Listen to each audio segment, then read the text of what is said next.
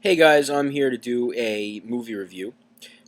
Recently, I did an upload of a video about the Topps Major League 25th Anniversary trading card set, which was a lot of fun to do. Really enjoyed going through that, but I thought it would actually be fun to review the movie Major League and Major League 2. This is a double feature DVD set that I got, and Major League, of course, is from 1989. Stars these guys here: Charlie Sheen, Tom Berenger, and Corbin Burnson, and then they reprise their roles in the sequel. Baseball comedy. It's a lot of fun. It's really just, if you're a baseball fan of any sort, I think you will get some good laughs out of this movie, the Major League, the first one. Major League 2, that's another story. But the plot of it is basically, it's about the Cleveland Indians baseball team, a real baseball team, and they hadn't won anything in many years. At the time of this film, they really were as bad as they are portrayed in the film. So I think it had been like 30-something years since they had won anything.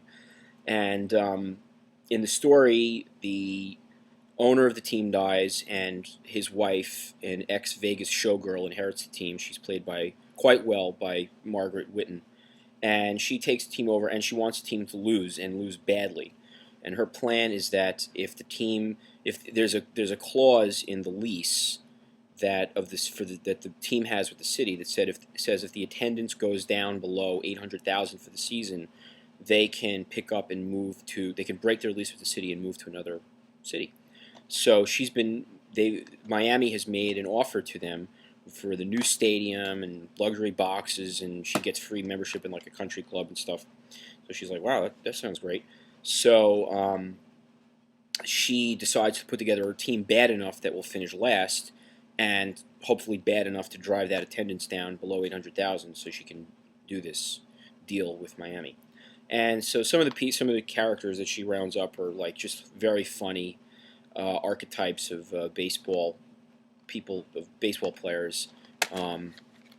The Charlie Sheen character is Wild Ricky Vaughn he's out of prison. He was played in the California Penal League, and he's out of prison, and he has control problems. He's very wild. And then there's Tom Berenger's character is Jake Taylor. He's a catcher with very bad knees, washed up, and he's been playing in the Mexican League. And then there's also Corbin Burnson, who I think he had been on the team already. I think he was one of the holdovers who had already been on the team. But he's Roger Dorn. He's kind of a selfish guy. He doesn't really care much about the team. He just was worried about his career after baseball. And so they're joined by some other people, very funny characters like Willie Mays Hayes, who played by Wesley Snipes, who basically just walks onto the team. He just shows up out of nowhere and tries out for the team, and he makes the team. And then there's Pedro Serrano, played by Dennis Haysbert, and he's from Cuba, and he practices voodoo, but he can't hit the curveball. And he prays to like this shrine Jobu, hoping that it'll help him hit the curveball.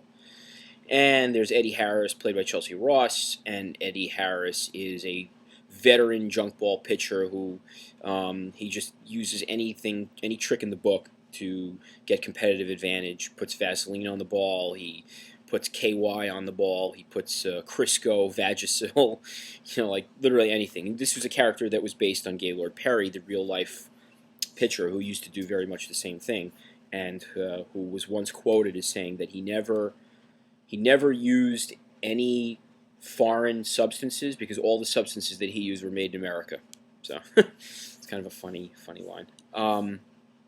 So this ragtag band of characters comes together, and sure enough, the season starts off horribly. They play very poorly.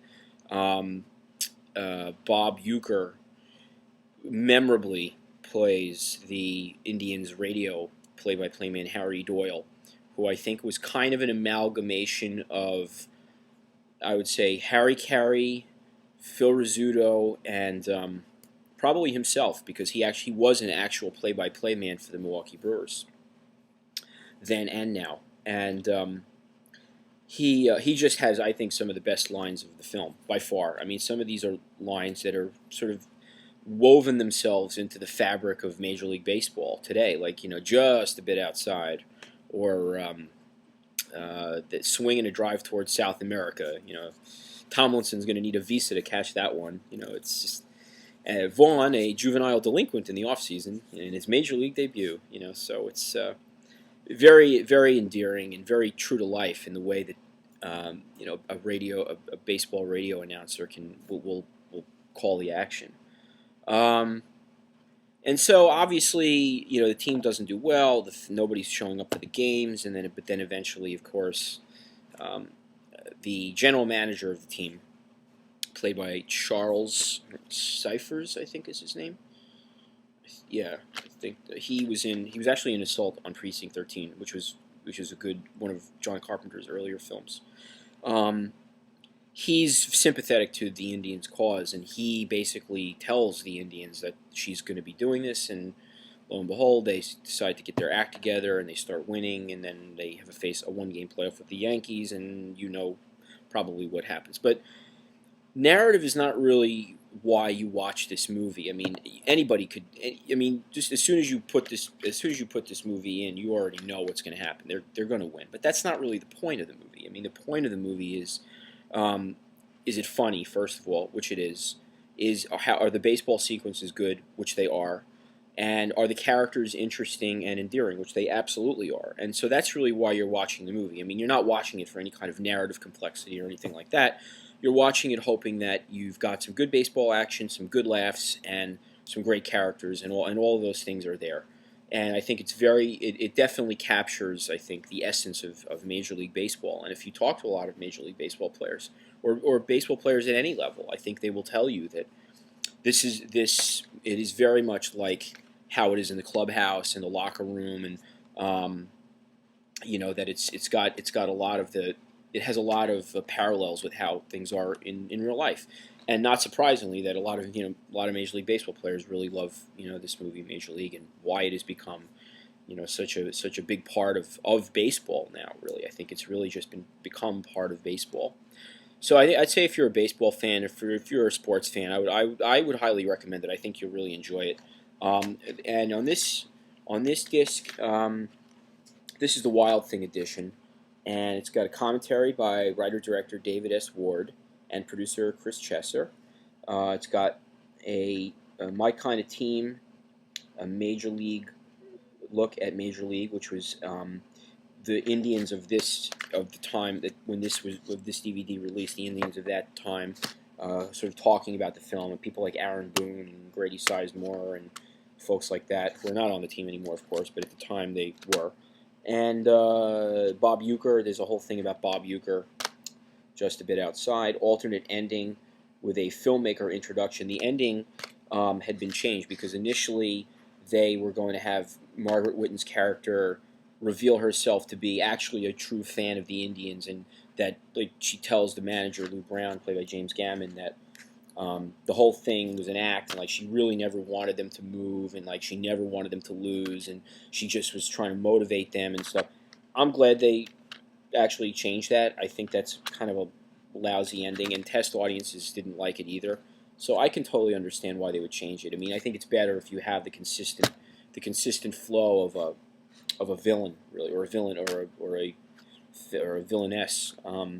A tour of Serrano's locker, which wasn't really much. It was just basically Dennis Haysbert in character as Pedro Serrano, showing you stuff from his locker, which included the Jobu Shrine, and a photo gallery with a lot of photos. A lot. I mean, a lot more that I hadn't even seen, including some deleted scenes, I think.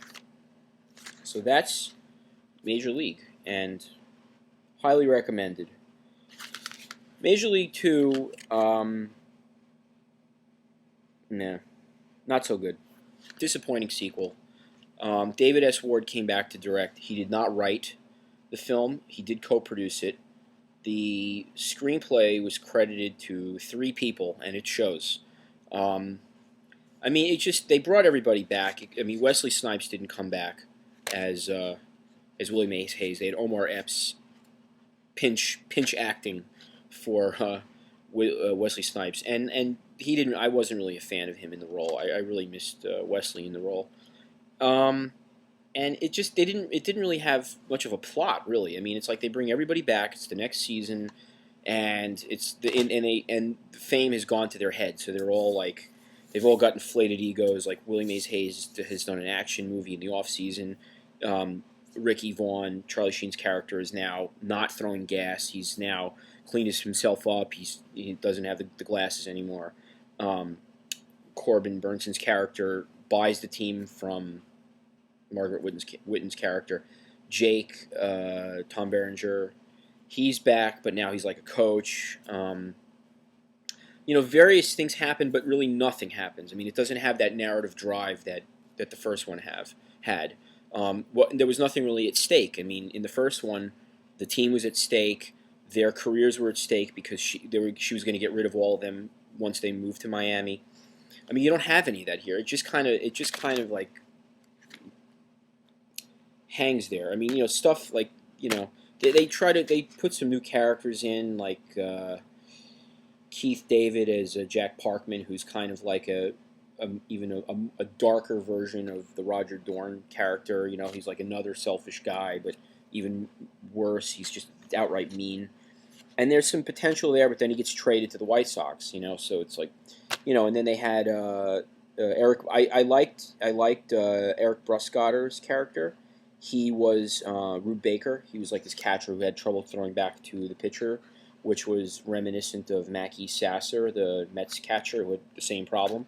And then Takaki Ishibashi, I hope I'm pronouncing that correctly, he plays Tanaka, who is a Japanese player. And it was kind of interesting because at the time, I don't think there were any Japanese baseball players or any Asian baseball players, for that matter, in the major leagues. And now, of course, it's commonplace. But this was kind of ahead of its time. So I give him credit for that. But it just wasn't funny enough. It didn't really have a good script, I think. It was kind of silly, I think, at times. Like the first movie was R, and it definitely earned its R with the profanities and such. But Major League 2 is PG, so that's a huge step down from R to PG. And I think it really took a lot of the edge off, and it just didn't work. It just became silly, and that's happened so many times with films where, like Police Academy, the first one was very edgy, and then the sequels became more kid-oriented. I think that same thing happened with this. I mean, they probably were trying to appeal to a kid audience. So I would say the less said about Major League 2, the better. I mean, really, this one, that's the one to see. So Major League and Major League 2. Those are my reviews. Thanks for watching, and take care. Bye-bye.